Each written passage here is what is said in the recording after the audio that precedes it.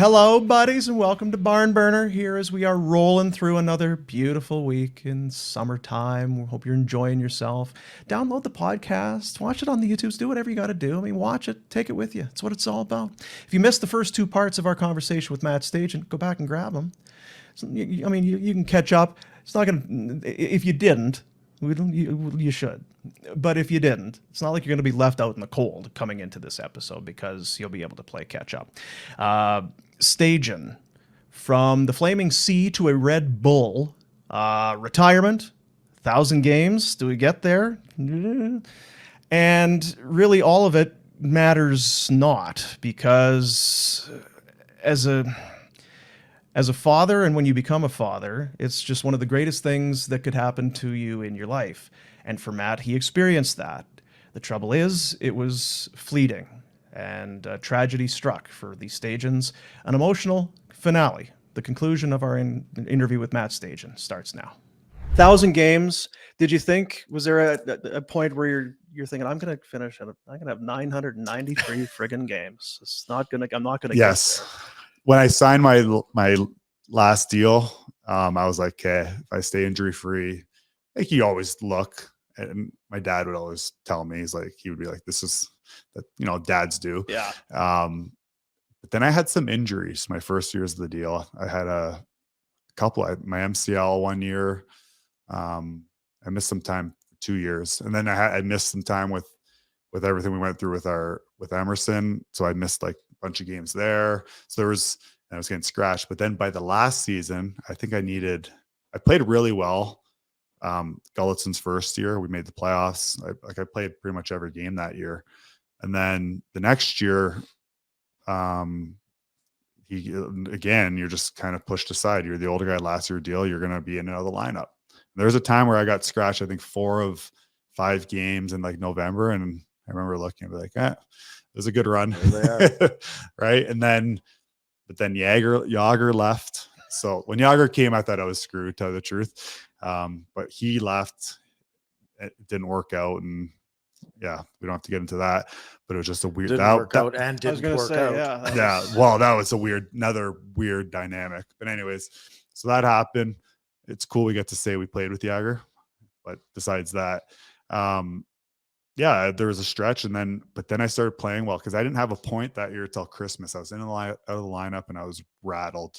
Not that points mattered for my game, but still, when you get a point, it helps your confidence. You're just playing more free. And then the second half of the year, there was a stretch there where I took off playing. I was on the 4th line, but I ended up getting, to over, I think 12, 14 points, and was playing well, and they couldn't take me out. And if they did, I would have been right in Gullettson's ear. Are you kidding me? Let's watch game tape. And he knew that. He said, the good thing is I don't have to take you out because you've been one of our better players. And then I got to the final stretch and I was like, I'm going to hit it. And then I hit it. And then the next game I was scratched. Not because of my play, because we had been eliminated from the playoffs. And we're going to play, Lazar and all these young kids. And I was like, okay. I was like, can I get a few more games so it's not just on 1,000? Yeah.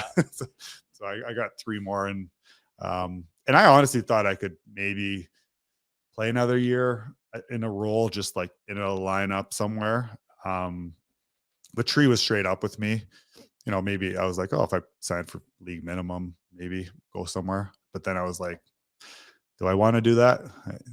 Germany sounds pretty good, going to Europe. And unless you can guarantee me that I'll win a cup somewhere, that's the thing. Do I want to go to another tryout on a PTO after you play 1,000 games when the percentage of guys making it off PTO is really small?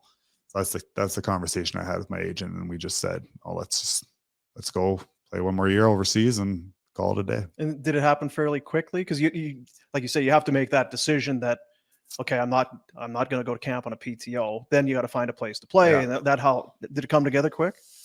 No, so July 1, my agent's like, we'll just see who would, because we knew it would be a PTO. No one wants old guys anymore. And he's like, you have interest from a few teams on a PTO. And I'm like, yeah, maybe. But then the hard part is Europe fills their imports really quick. So it's hard to get a good spot because for me, it was like, we want to live in a good city. Like Munich, we were like right away as soon as they called. But like we could have went to the KHL and do all this. I'm like, no, we have 2 kids. Like, I'm not doing that. And it came, I think, and mid August. So it took like 2 months or month and a half. Yeah. Like, I remember talking to Yari Curry. He was trying to get me to go to Jokerit, and I was like, I'm not playing in the KHL. Like, I know Jokerit's not in Russia, but I'll be gone a lot. And then I was like, no, Munich worked out. They had 1 import spot, thankfully. Germany has more imports, and I don't even know why they had it. Usually they fill them out, but they did, and I went over July 1st. It happened quick. Now they look back at it, but we were also having a baby start of August, so our minds were elsewhere too. Yeah.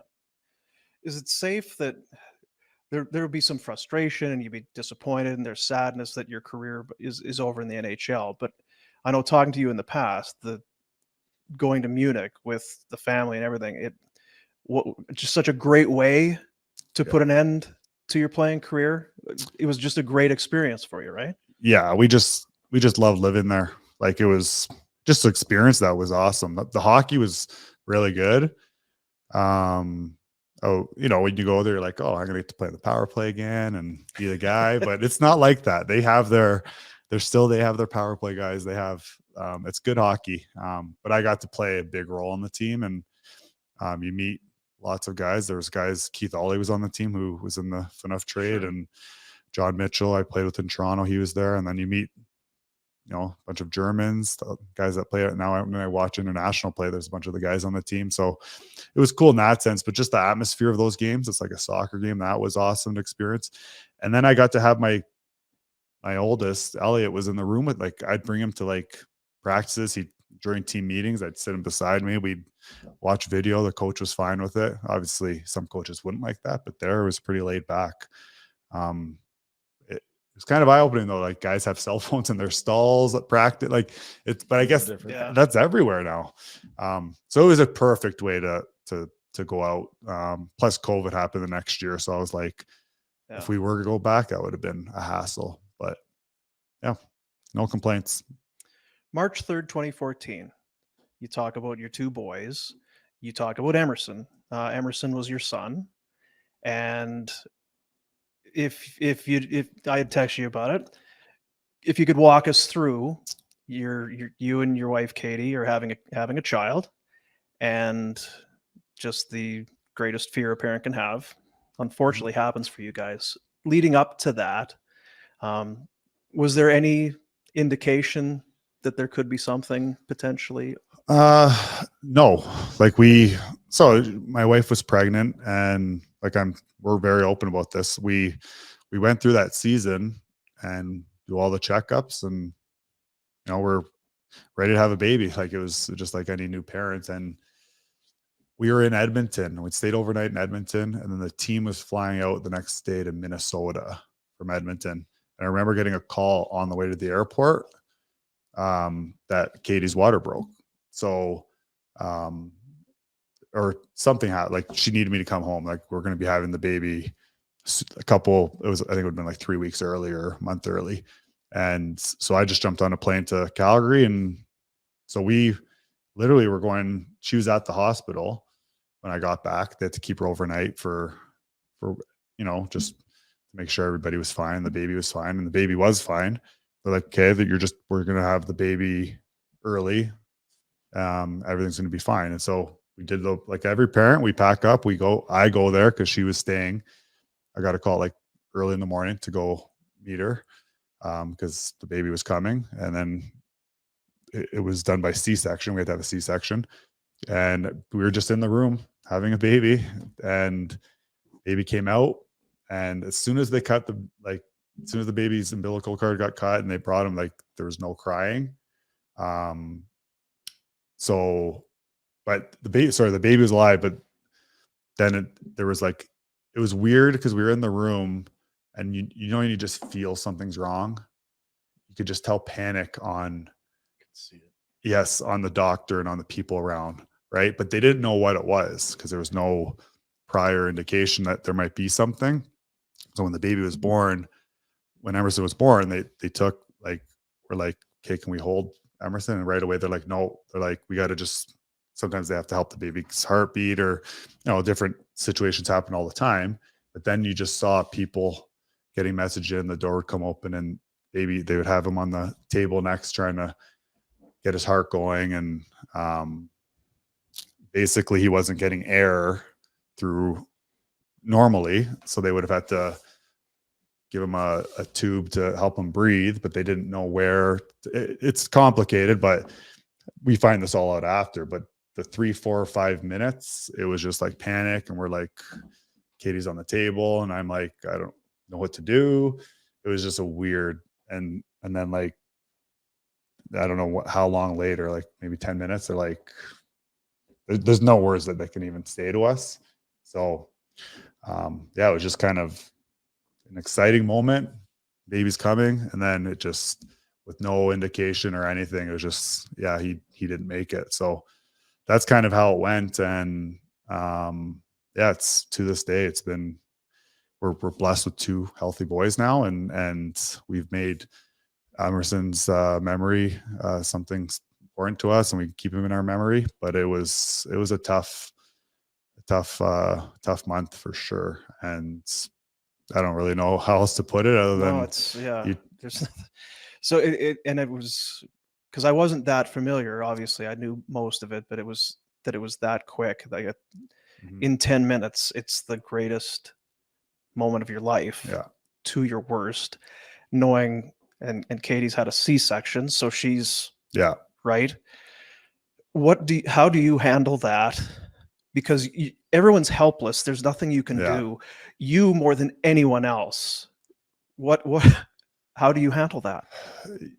There's no answer, honestly. Like, it was, and there was no, like, it's not like we were preparing, okay, there might be something wrong, or like there was a healthy baby right through.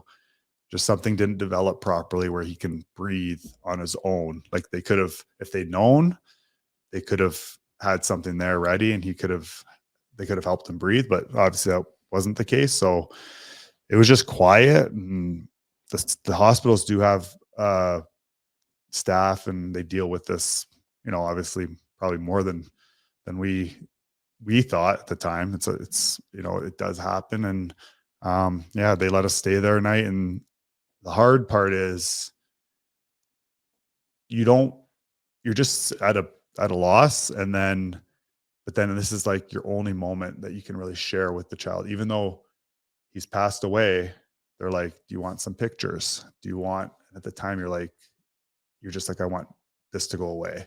Like, that's your initial thought. You're like, this is the worst day of our lives. Like, but now we look back and we're so thankful that we took some pictures and we have a memory of what he looked like. And, and that's like, we got to hold him. But at the time, you're just in so much shock, and you just want everything to go away. Like, let's just get back to our lives.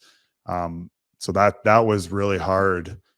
And Katie's obviously the one who went through all the experience of being pregnant, having that connection with the baby. So then you have to deal with and help her along, and we grieve differently. Like, she grieves differently than I do. So it's figuring all that out. There's just so much stuff mentally, but then also we got to like plan for, like, what do we want to do because he did have a birth certificate. He was born, and then there's a death. Like, it's like, then we have to like, what do we want to cremate him? Where do we go from here? And so it's just dealing with all that while you're in shock. And it was crazy. And yeah, we tried to make, looking back now, we did the best we could, and we've made a positive out of it by raising money and helping the NICU there and Children's Hospital. But I don't wish that upon anybody, because it's hard, and I don't even know how else to explain it. Village Honda is a proud supporter of Barn Burner. You can find them in the Northwest Auto Mall, or check them out online at villagehonda.com. Village Honda's got new Hondas arriving daily. Drive away in your new Honda from Village Honda, your dealership for life in the Northwest Auto Mall, and at villagehonda.com. The Hearing Loss Clinic has been helping change people's lives for the better since 1993. At the Hearing Loss Clinic, it's never been about hearing impairment. It's been about empowering you to be socially active, more connected with those around you, and confident in every aspect of your life. People of any age can suffer from hearing loss, and studies have shown that serious health risks have been linked to untreated hearing loss. They have 9 locations to serve you, 4 in the city of Calgary. Make a healthy choice and book an evaluation today at hearingloss.ca. I can't pretend to know, but it just from the outside, having anyone that has experienced loss, if you lose a parent or a brother, there's you talk about grieving. It's kind of like we're experiencing the same loss. No one experienced that like you and Katie. Does that help you too? Because everybody is around you and they're bringing you in. You have so much support, but no one is feeling what you two are feeling at that point. Yeah. And everybody's like my parents' case, like they're grieving in their own way, but yeah, we're the parents. And I remember a nurse coming in, and saying, like, cause they bring a priest in case you're, religious, and they bring in they give you lots of pamphlets. And I remember a nurse coming in being like, honestly, you guys are really tight knit. You can tell, like we'd lied in the hospital bed and just kind of held each other for a day. And they're like, when this happens, I guess the percentage of couples that stay together is like 20%. It's like really low. Right. And they're like, really focus on each other and don't let that happen. Don't let this destroy what you guys have. Right. And that's because it's hard, because it's a constant memory you have together. So we were always close, but that definitely has brought us. Yeah. You're really close after that, but you're always close. You're married, you're sharing your life together, but the grieving part's really hard because, and the reason that couples, I don't know, we're like talking couples therapy now, but couples often drift apart after that is because the grieving's different. Guys kind of go one way and the wives will be like, or the mother would be like, well, you're not caring enough. You're not showing emotion. But guys sometimes don't show emotion. They just kind of go about it differently. So it's understanding what each of you need. And we understood that. And we've worked through it. So I think you start, and when you go through something like that, you meet other people, and we've had people now call us who have gone through that, and you try and help them. And that's kind of how we've tried to go forward, because like people will call us and reach out through social media or through the hospital. Like, how did you guys deal with this? Like, I've had friends in Ontario come, my friend just lost a baby at a stillbirth or whatever it was. And so you try and help, but you can't speak for anybody because everybody's different. Because it was the point I was going to make, because I think the statistics show that those sorts of tragedies can shatter marriages and relationships. It can go kind of one of two ways. It's because I want to. There's also that pull for you that I got to go back to work. I kind of have an important job, and I know the Flames and everybody would have been great. Are you riddled with guilt? How are you? I just need to go. I need to get my mind onto something else. Not immediately, but as the days go on, I don't think did you ever feel like, okay, I can go now? Or how do you handle that guilt of leaving Katie and going back to the team? Yeah, that was hard. For myself, I needed to go back for it, just clear my mind, like focus on hockey, because it was hard at home, and her parents were here and family came down. My parents came for a bit, but for me, the way I needed to move forward was I needed to move on, and have that time. And Katie needed certain things that she needed. And the first few days back was weird because everybody around you doesn't know how to react to you either, right? You just want to go back and things to be normal, but it'll never be that way. So you go back and you have 23 teammates, trainers, and every single individual It's like, what do I say to him? What do I do? And then that makes you in an awkward situation. But the guys were great. Honestly, it was pretty seamless. And then you just get back into your routine. But the support we had from the wives and the girlfriends and even just people in the city and the organization, like, we were thankful for that. So I don't think I ever felt pressure to go back. I think when the time was right, I wanted to go back, and we thought it would be the best for me moving forward. And then we had things for Katie, but going on the road was really tough for sure down the stretch there. But the team did let me take different flights to go meet the team. So sometimes I wouldn't, if it was a long trip, I could fly home, or so Katie wouldn't be on her own. And then even the next year when we had Elliot, the team was very conscious of that and actually left me behind on the road trip until we had the baby. So I would be here because Katie had to have a C-section again. And it might have been the exact same room. It was almost identical, same hospital. So we had to go relive everything that we had went through. I wanted to ask, because you guys, you get back on your feet and you're pregnant again. Mm-hmm. How that can't be a normal experience. Yeah. To go through a second time. It's great that quickly, you build up your strength and you go through it again, but how nerve-wracking was it? Yeah, it was stressful. Like that whole season, that whole time was stressful. But yeah, we had support around us. Katie's so strong that, that we were able to go through it. We'd have to do extra check-ins and all that just based on the history of what happened. And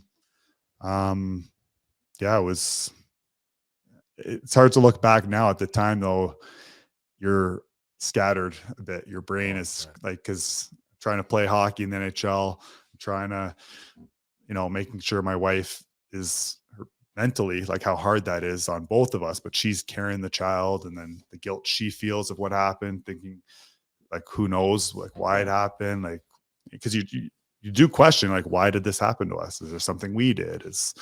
But we had support. The team was great. Like, they let me stay back when I needed to. Like, I wouldn't miss games, but I would fly in. Yeah. And then, like, even when Elliot was born, he's born a day before. So it was less than a year that Elliot was born. So he's one day before his brother. And I stayed back that whole, like, a week. It was a 2-week road trip. The team went out to, like, New York, Philly, and I joined them in Boston a week after, because they'd said, we don't want you to leave your wife during this time. So Berkey was the Flames organization's always been really good with that. Ken King, everybody. And then after that, they would let me fly in and out when I needed to. And I didn't miss any games. They just said, book flights as you need. McLeod Law is proud of their Calgary roots. It's a big part of their long-standing client relationships. They understand the city, people in it, and the way things work in Calgary. Like the communities they serve, the McLeod Law team, varied, diverse, and share a commitment to making a positive impact in Calgary. Whether your challenge is business or personal, they're in it with you, professionals with a common goal, helping clients meet their goals. McLeod Law. Bonton Meat Market. You've heard us talk about Bonton for years, and if you know, you know. And if you don't, then what's taking so long? Bonton Meat Market has been serving Calgary for over 100 years and is better than ever. When you walk through the door, you can take comfort in knowing that the product is the very best. Quality and the customer is number one to Greg Keller and his staff at Bonton. Once again, voted Calgary Consumer Choice Award winner for the best deli meat market. Summer is here. It's time for Bonton. Bonton Meat Market, 28 Crowfoot Circle, Northwest. So, Elliot, you're in the hospital. Elliot is born. We cut the cord. Yeah. What is it for you when they bring you the boy? Yeah, we got to hold him right away, as opposed to there's no panic. It was a weird so when you get a C-section, you meet other people who are having C-sections. So you're in a room and the people beside us were like right after us, but people knew our story based on being a Calgary Flame and what had happened. So like hereafter, like they're all asking, did everything go well with the Stajans? But holding him, I can't even explain the feeling. Like I remember just looking at Katie and her just being we were both so relieved. But at the same time, we were like, how special, like this is, like not taking it for granted at all. And it was a completely different experience, but it brought back the memory. So it made it hard and stressful in a way, but it also, you get to experience the joy of having a child and what it's really like and not dealing what we did the year before. Yeah. The Emerson goal, while I'm choked up, we may as well go there. I think the hockey world got choked up that night. You are grieving Emerson. You go back to the team. You're on the road in Edmonton and penalty call, penalty shot. Yeah. You talk about things and sometimes how they're meant to be. Yeah. Yeah. That was only it was either my second or third game back. In Edmonton, and we weren't making the playoffs that year. It was the year before we made the playoffs. And I remember Glennie saying to me at lunch, he goes, it's weird. He came to me at lunch out of nowhere and he goes, I got a good feeling about tonight. And I was like, well, I said, I hope so. Like, this is my first time away, my first road trip away. So being away from Katie overnight. And that night it was the same game. It was very laid back in the dressing room. And it was the game when Camilleri went on for warm up without escape blades on. So it was very like laid back in the room. Guys were laughing. It was near the end of the year. And then we went out and everything went our way that night. We won like 8-1. Glennie had a hat trick. I think I had 4 points. But the penalty shot, it was for that to happen when it did. And the call, like shouldn't have been, like it was a really weak hooking call, but it was called. I guess it was a penalty kind of. And then I remember lining up for that penalty shot and I'm like, I'd only had one previous penalty shot and I tried the same move. It was in Toronto. I'm like, and it was the old fake shot, forehand, backhand. And I didn't score the last one. I'm like, I got so much shit going through my head right now that I am just doing this move. Yes. I know this move. I'm doing it. I probably just should have shot it with my skill set, but I was like, no, I'm doing this move because I just felt like I could score. And so I went in and I just didn't even think twice. I went in, I made my move and I backhanded it and it went 7-hole in the goalie under his glove. And it was pure emotion. Like I remember, I blanked out. Like I remember pointing up and then going to the bench and just the whole team kind of trying to hug me. It was an emotional, because everybody was trying to be so normal to me in the room. It wasn't like guys were coming up being like, when I returned, like giving me a hug, thinking about you. Like guys want to be guys, right? Like just be normal. But when I scored that goal, it was like everybody just wanted to give me a big, huge hug. And we felt like they were there. The team, the players and wives it was so great. But that moment, guys you kind of felt the emotion from all the guys. So it was a special moment. Yeah. And you've got the puck and that's kind of everything. Got a great picture. That's one of the pictures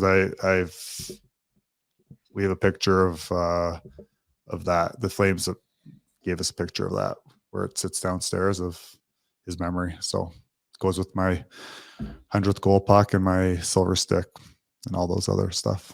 And it's probably the one I look at the most. And now 2 boys, you're coaching, you're running around. it's busy being a dad. So busy. It's the best, but it's busy. It's just so different because when they're baby, so we were in Germany and Dylan was just born. He's our youngest.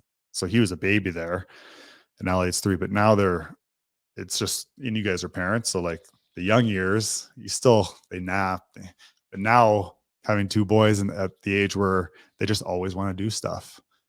And if you don't do it, they drive you more crazy, right? Exactly. Yeah, not doing something's worse than doing something. They're like dogs. If you don't exercise, then they get into shit. Exactly. So got to tire them out. Yeah. And we don't like giving them their iPads and that stuff. So it's like, find something to do, but everything they want to do involves dad or mom. So here I am playing catch at the park for 3 hours a night. And what else are they into? Sticks. What are they all into? Mini sticks. Every sport.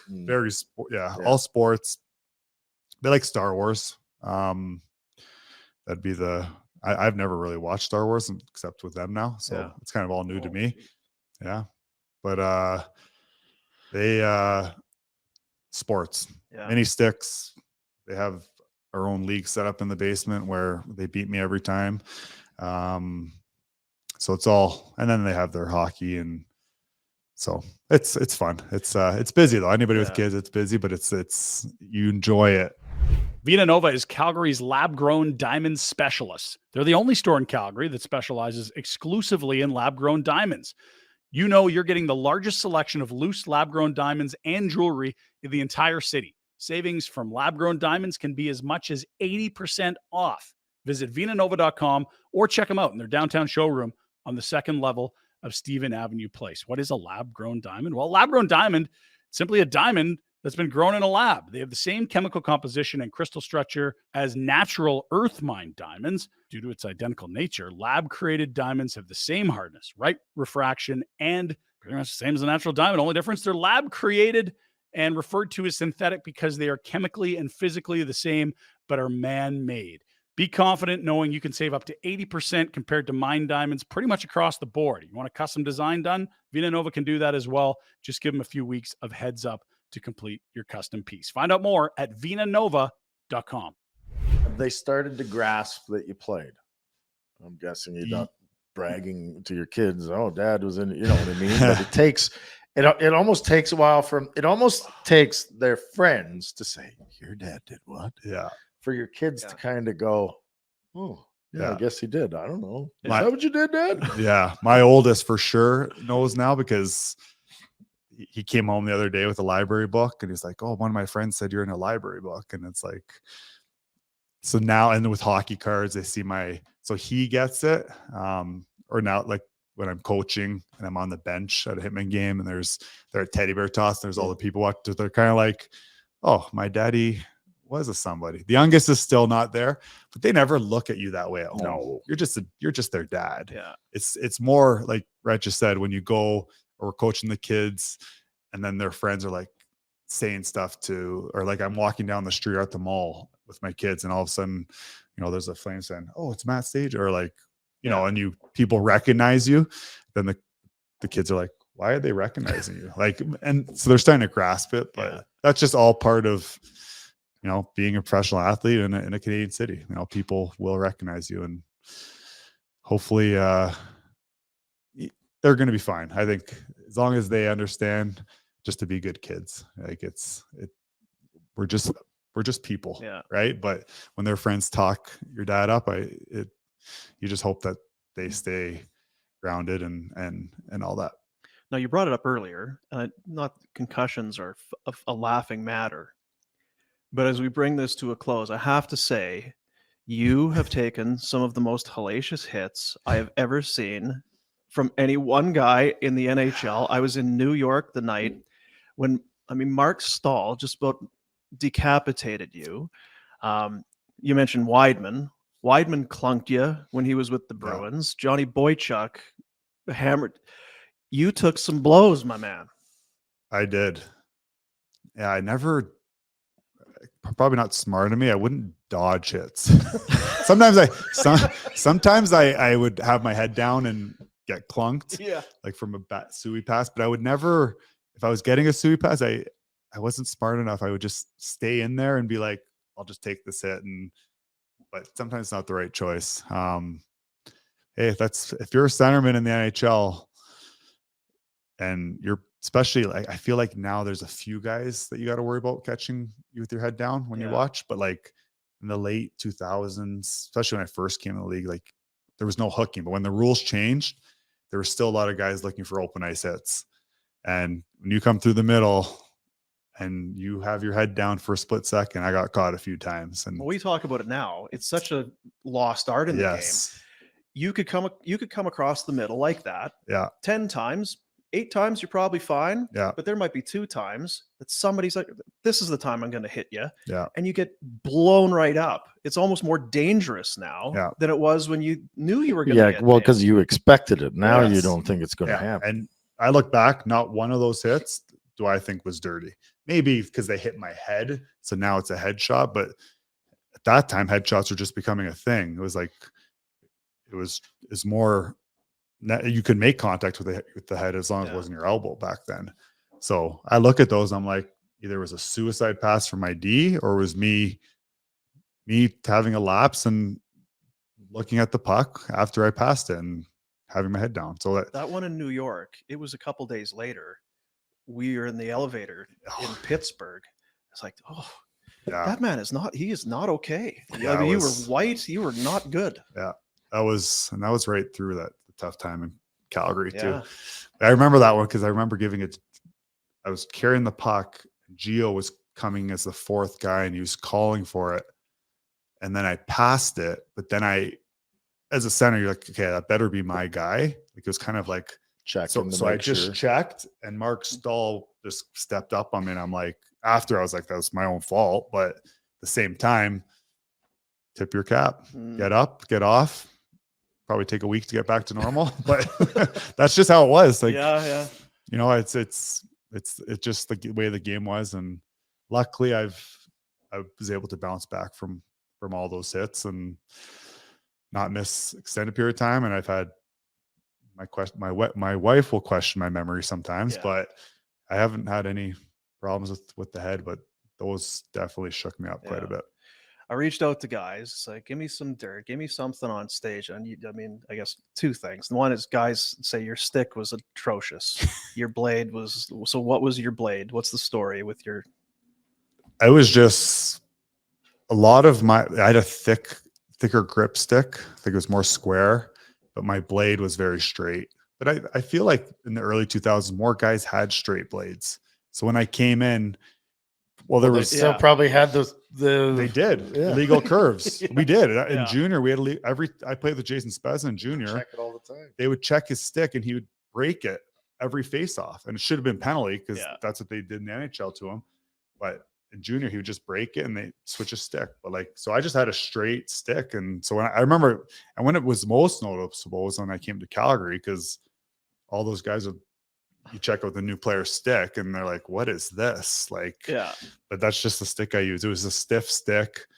Just so different than what you see now. So that's fine. That's just it worked for me. So guys were pretty impressed that you were able to play with a boat paddle or whatever it was.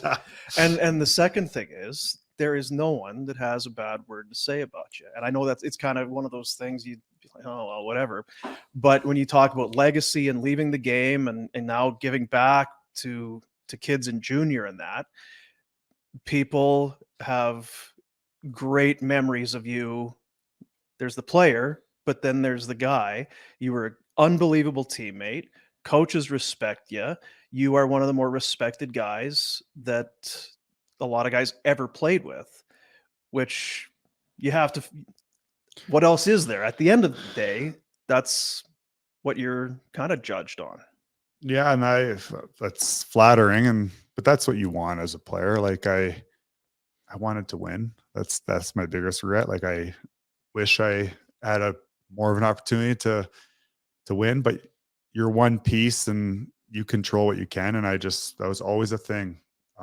Be a good teammate, right? From even in junior, I just remember, and it's a fine line, like, because your teammates you can be a good guy and not be fun, but I wanted to be fun too. Like I didn't like I liked going out and having fun with my teammates, and that's part of it. That's how you get to know your teammates. But doing that, you still got to be a good teammate, good person, and you want your teammates to trust you. And that's just what I just wanted to be one of the guys and be a guy that they could talk to, but also could have fun with, and we could have good memories. And that's how I always went about my business, and still do. And luckily, people have good things to say about me. I don't think it's anything I was just trying to do. It's just the way I was.